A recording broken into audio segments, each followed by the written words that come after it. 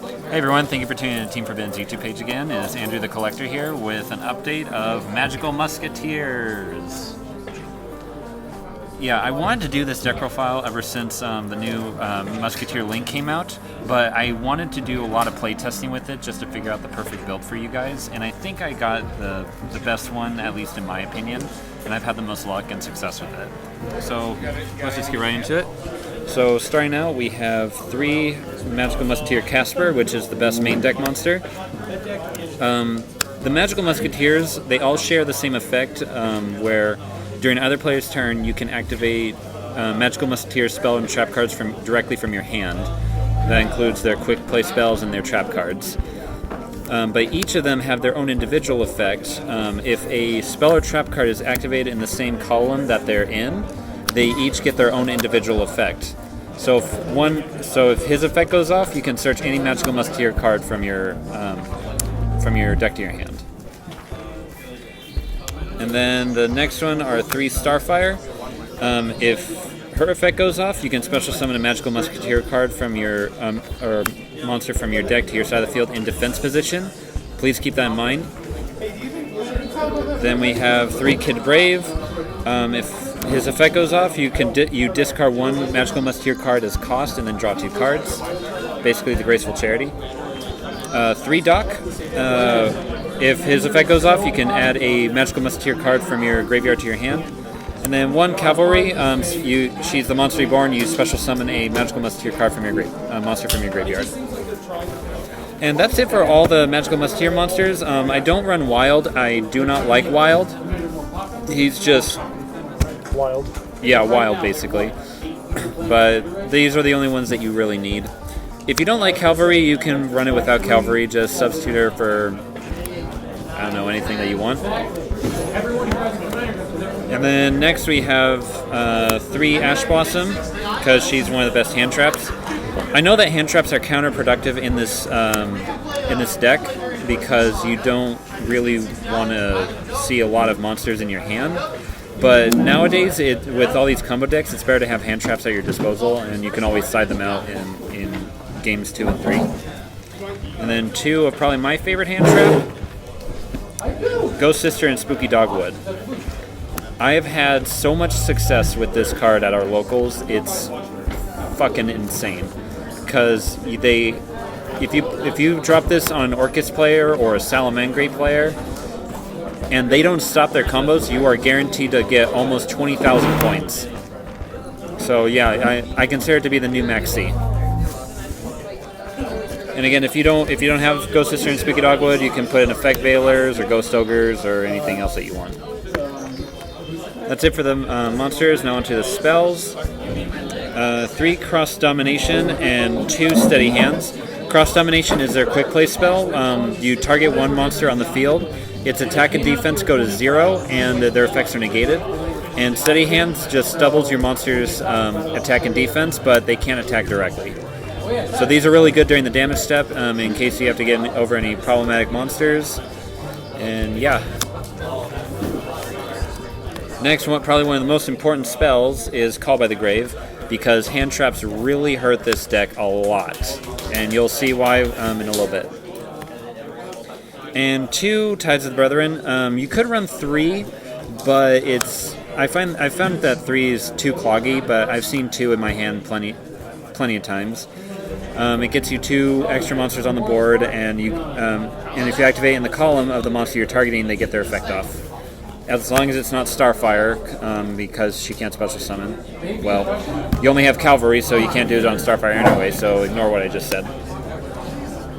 And 2 Pot of Extravagance, because you really need drop power in this deck.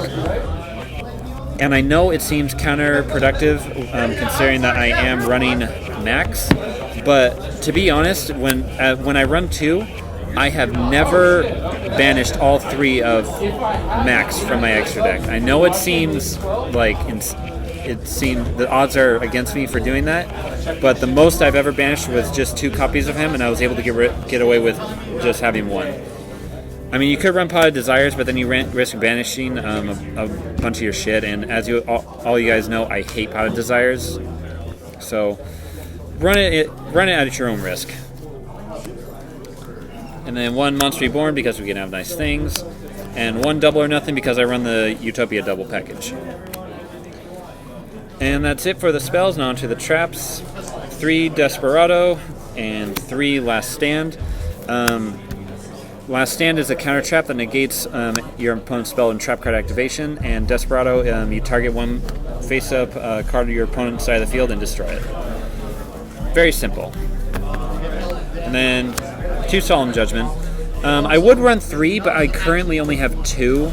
So if you have 3, definitely run 3. You could probably take out a Last Stand for the 3rd one if you want, or even take out the Cavalry.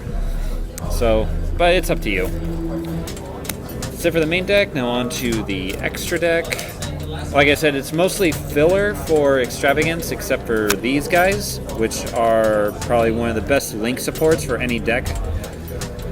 I consider him to be the multi-faker of this deck because he single-handedly brings this deck into top tier relevance. So when he shares the same effects as all the Magical Musketeers, you can activate their spell and trap cards from their hand. But when he is summoned, you can special summon monsters, Magical Musketeer monsters from your deck to your side of the field equal to the number of spell and trap cards your opponent controls, or add Magical Musketeer cards from your Musketeer spell and trap cards from your deck to your hand equal to the number of monsters your opponent controls.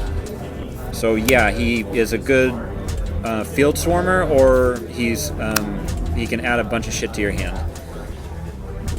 He's definitely good late game, but he's terrible going first.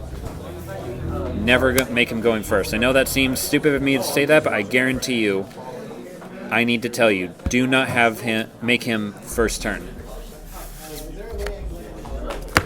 Now onto the rest. 2 Hit Boy because they're all light, and 1 Topological Trisbania because you never set any of your spell and trap cards. So if you special summon to a zone that he points to, you're barely gonna lose anything. Now onto the Exceeds. Like I said, we have the Utopia package.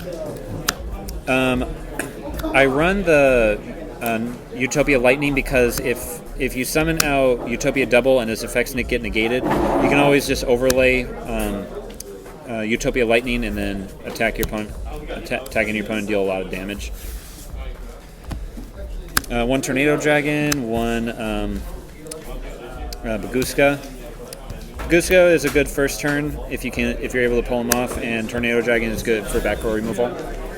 And then we have our Super Poly targets for Thunder Dragons because they're still a thing, any Dark deck, and against Salamangreats. And onto the side deck. 3 Kaiju, mainly for Sky Strikers or to get over any problematic boss monsters. Lancia for Orcust or Thunder Dragons. 2 Dengoseka for Altergeist or any back row heavy decks. Yes, I still think Altergeist are still relevant. 2 Ghost Bell. Just a nice hand trap that I thought might come up in this meta at some point. 3 Red Reboot because have trap heavy decks and Mystic Mind Burn. And then finally the 2 Super Polys and the tokens. And that is it for the deck profile. We haven't seen much of this deck surface in the meta recently, but it might pop up here and there as a rogue contender. But I definitely feel like it does have meta relevance nowadays. But, I mean, we'll see. There aren't really any big events coming up soon, but who knows, we'll see. Anyway, like, comment, subscribe. Comment down what you think should change in the deck or what future deck profiles or videos that you want us to do. And we will catch you guys later.